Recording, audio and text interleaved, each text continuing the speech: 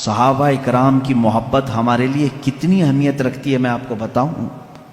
اعلیٰ حضرت رضی اللہ تعالیٰ عنہ کے ایک شعر نے ہمارے لیے فیصلہ کر دیا ہے۔ اہل سنت کا ہے بیڑا پار اصحاب حضور، نجم ہے اور ناؤ ہے اطرت رسول اللہ کی۔ آپ کو شعر سمجھانا پڑے گا۔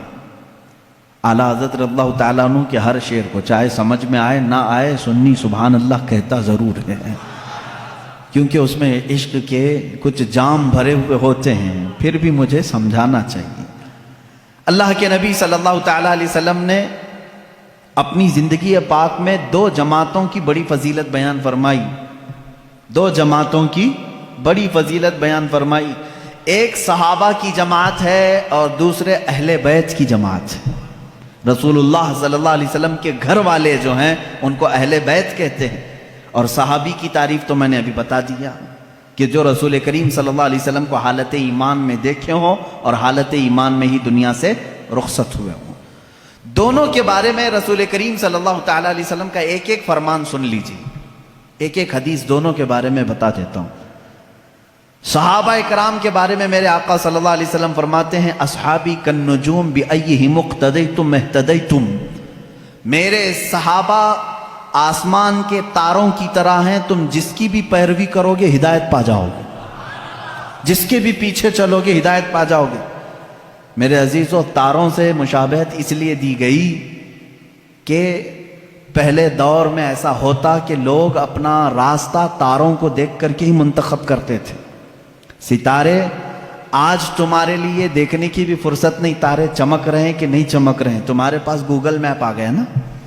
اس زمانے میں جو لوگ لمبے سفر پر ہوتے وہ تاروں کو دیکھ کر کے اپنی سمت متعین کرتے تھے، یہ مشرق کی طرف راستہ جا رہا ہے، مغرب کی طرف، یہ ایسٹ ویسٹ ساؤتھ نارتھ سب وہ تاروں سے منتخب کرتے تھے۔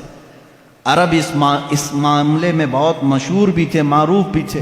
اتنا ہی نہیں، جو سمندروں کے سفر میں جاتے ہیں، اور آج بھی سمندروں کے سفر میں کشتیاں ہوں تو وہ تاروں سے، ستاروں سے اپنے راستے منتخب کرتے ہیں۔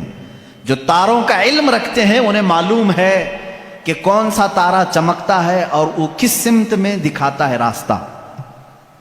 علم نجوم کے جو ماہر ہیں وہ جانتے ہیں، عربی میں تارے کو نجم کہتے ہیں۔ کیا کہتے ہیں؟ نجم، اور اس کی پلورل ہے، جمع ہے نجوم۔ نجوم، حضور اکرم صلی اللہ علیہ وسلم نے صحابہ کو کہا یہ نجوم ہیں، ہدایت کے تارے ہیں، تم جس تارے کے پیچھے بھی چلو گے ہدایت پا جاؤ۔ یہ تارے عام طور پر کہاں پر ہدایت دیتے ہیں؟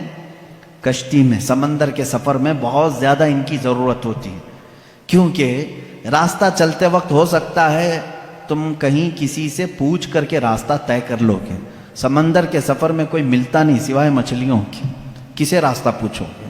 جب بیچ سمندر میں کشتی پہنچتی ہے تو وہاں ایسٹ ویسٹ ساؤتھ نارتھ کچھ بھی نہیں معلوم پڑتا، جہاز کس طرف جا رہے ہیں، تو وہاں تاروں سے ہی راستہ منتخب کیا جاتا ہے، معین کیا جاتا ہے۔ ایک حدیث میں نے صحابہ کے متعلق سنائی، دوسری حدیث سنیں۔ اللہ کے نبی صلی اللہ تعالیٰ علیہ وسلم فرماتے ہیں، الا ان مثل اہل بیتی کمثل سفینۃ نوح من رکبها نجا ومن تخلف عنها ہلک، او کما قال النبی صلی اللہ علیہ وسلم۔ اللہ کے حبیب صلی اللہ تعالیٰ علیہ وسلم فرماتے ہیں، خبردار میرے اہل بیت، میرے گھر والے، اہل بیت سمجھتے ہیں نا، میرے اہل بیت نوح علیہ السلام کی کشتی کی طرح ہیں۔ نوح علیہ السلام کی کشتی، آپ کو واقعہ معلوم ہوگا، پوری دنیا ڈوب گئی تھی مگر نوح علیہ السلام کی کشتی تیر رہی تھی۔ پہاڑ تک ڈوب چکے تھے، پانی میں پہاڑ تک ڈوب چکے تھے، لیکن نوح علیہ السلام کی کشتی پانی پر چل رہی تھی، اور اس کشتی میں جتنے لوگ تھے وہ محفوظ تھے۔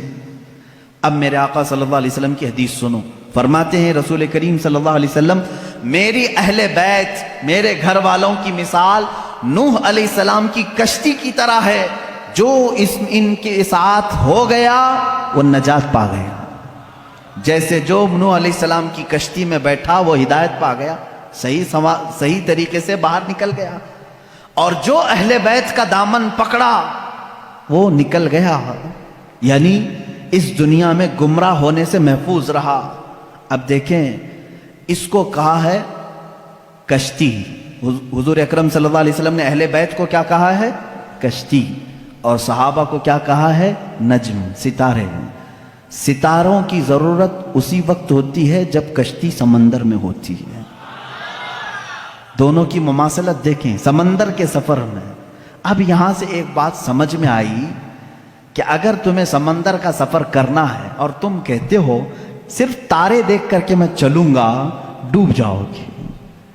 تمہیں کیا چاہیے؟ کشتی چاہیے۔ تارے راستہ تو دکھا سکتے ہیں لیکن سمندر پہ چلنا تمہارے بس کی بات نہیں، کشتی پہ سوار ہونا ہوگا۔ اور اگر کوئی بندہ یہ کہے میرے پاس کشتی ہے، میں کچھ بھی نہیں دیکھوں گا، خود چلوں گا، وہ سمندر میں بھٹکتا پھرے گا، اسے تارے دیکھنا ہی پڑے گا۔ اس کا مطلب ہوا کہ بغیر صحابہ کے بھی دین نہیں چلے گا، بغیر اہل بیت کے بھی دین نہیں چلے گا۔